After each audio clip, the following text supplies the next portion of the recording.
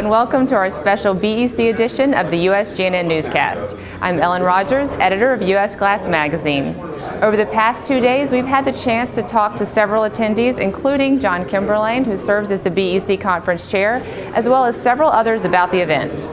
I think the conference has been very positive. A lot of people have commented on the speakers that we have selected this year. I think general sense too is that business is going to pick up, and that always brings a lot of optimism to people. So I think overall we've had a great conference, and looking forward to the rest of the day with our keynote speaker Ron Jaworski. The reason we came this year was to support our industry as well as to promote aluminum extrusions in the glazing market. You know, I really enjoyed the presentation by Mick Patterson of Enclose, and I thought that was very interesting, talking about innovation and then the projects that they've completed and what's important to them, understanding the needs of their customer. I think every single speaker looks like they've got something for me, so I'm just excited to see how that kind of builds up and stacks throughout the next couple of days. Every time I come to this event, I learn something and I take something back to our guys.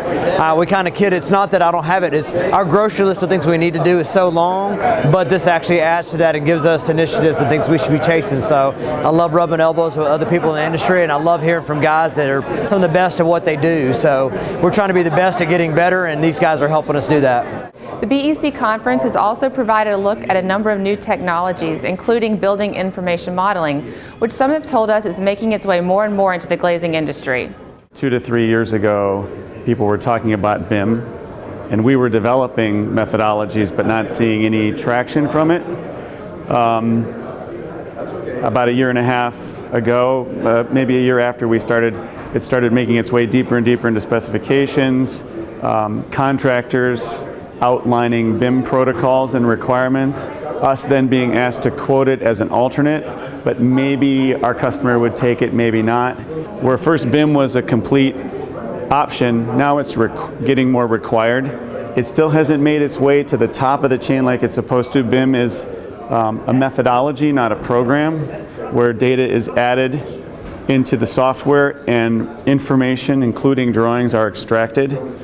But it's getting closer and closer to being parallel with the shop drawing process, and I believe at some point it will be equal to or greater than the traditional shop drawing process. It's like everything else.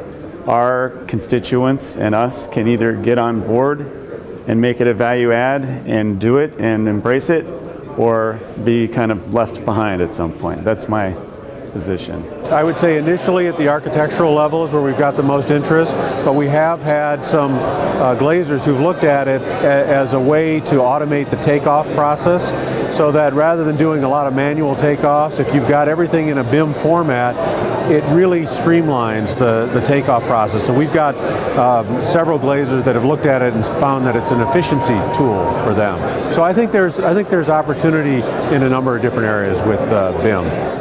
The final day also included an exciting keynote presentation from Ron Jaworski, who spent 17 years as an NFL quarterback, playing for both the LA Rams and later the Philadelphia Eagles. Today he coaches football fans on TV as an NFL analyst.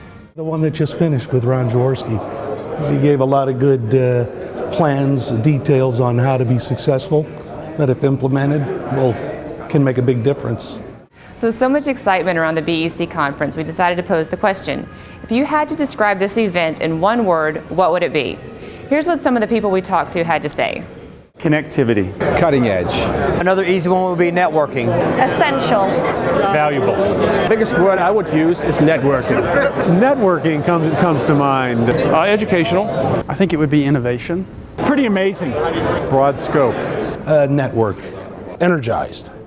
Now, while football might have been the sport on the agenda today, it is March, and that means NCAA basketball. Who's going to win it? Here's the picks from a few BEC attendees. I think Florida's going to be a preemptive favorite. I'm going to go with Duke.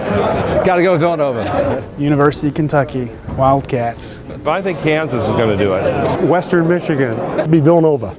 That concludes our 2014 BEC coverage. Be sure and look to USGNN as well as US Glass Magazine for more news and reports from the conference. Thanks for watching.